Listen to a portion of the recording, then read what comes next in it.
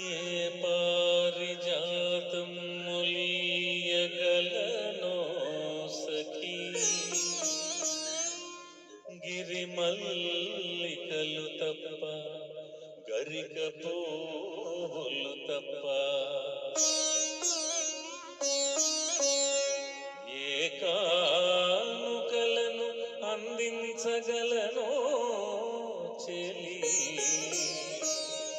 గుండెలోతుల దాచుకున్న వలపులు తప్ప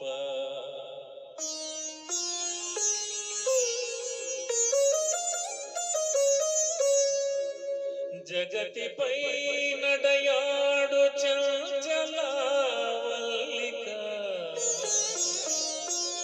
తరుణియాకృతి దాచు శరదిందు చంద్రిక శరదిందు చంద్రిక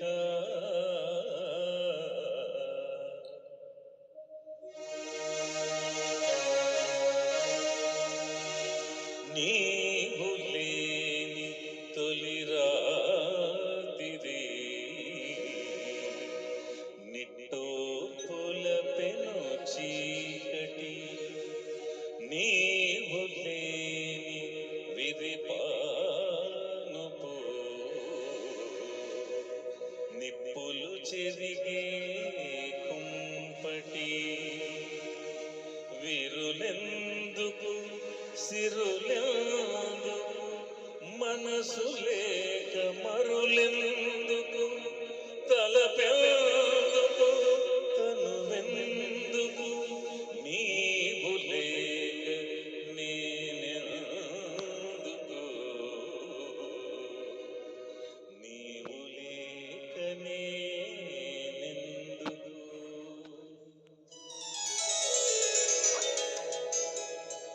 కలువ పువ్వుల చెంత చేరి కైమోడు పుసేతును నా కలికి మిన్న కన్నులలో కలకలమని విరియాలని మబ్బులతో ఒక్క మారు మనవి చేసి కొందును నా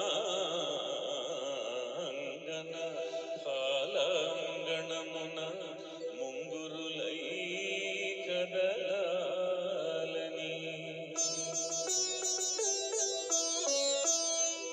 సుక్కలతో ఒక్కసారి సూచింతును నా ప్రేయసి నల్లని వాజద సందుల మల్లియలై ములవాలని పూర్ణ సుధాకర బింబమునకు వినతి సేతు నా కొలతికి ముఖ బింబమై కళలు దిద్దుకోవాలని ప్రకృతి ముందు చేతులెత్తి ప్రార్థింతును కడసారిగా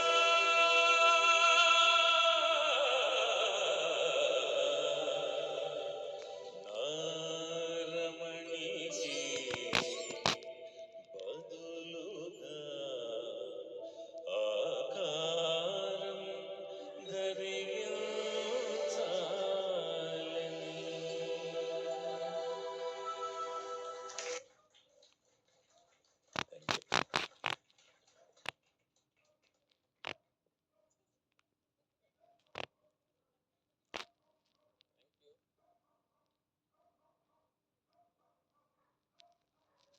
ఏమంటే కొన్ని ఎమోషన్స్ని ఆపుకోలేం.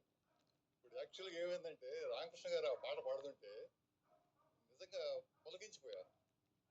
అంటే వారి గురించి మరీ అంటే మొక్క ప్రీతి మాటలు మాట్లాడటం నాకు ఎప్పుడు ఇష్టం ఉండదు. నేను ఉన్నమాట చెప్తున్నాను. ఎందుకంటే పాటలో ఎక్కడ ఏ స్థాయిలో పాడాలి, ఇందాక చెప్పాను చూడండి, రచయిత భావాన్ని సరిగా అర్థం చేసుకుని పాడాలి అని. ఉచ్చ నీచాలు, పై స్థాయికి వంద స్థాయి, పై స్థాయి, కింద స్థాయి అన్ని, అంటే ఎంత అద్భుతంగా పాడారంటే మీకు పాదాభివందనాలు చేసినా కూడా తప్పలేదండి. అంటే అంత,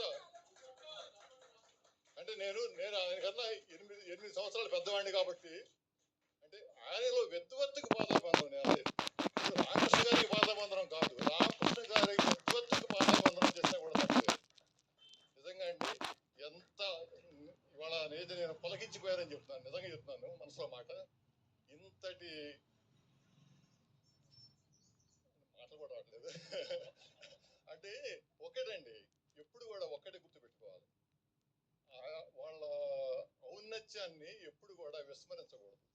ఎందుకంటే పాట ఎంత ప్రాణంగా ప్రేమిస్తారనేది ఆ పాటలోనే తెలిసిపోయింది నాకు. ఏమండి, మీరు భగవంతుడి ఆశీర్వచనం వల్ల, ఆ అనుగ్రహం వల్ల ఇంకా ఇంకా ఎన్నో జైత్రయాత్రలు చేసి మీ విదేశీయానం కూడా మిమ్మల్ని సంస్మరణీయంగా చేయాలని, మీరు ఎన్నో మధుర స్మృతులని అందరికీ పంచాలని చెప్పి మనస్ఫూర్తిగా జగన్మాత చాముండేశ్వరిని మనసారా ప్రార్థిస్తున్నాను. ధన్యవాదాలండి. Thank you so much.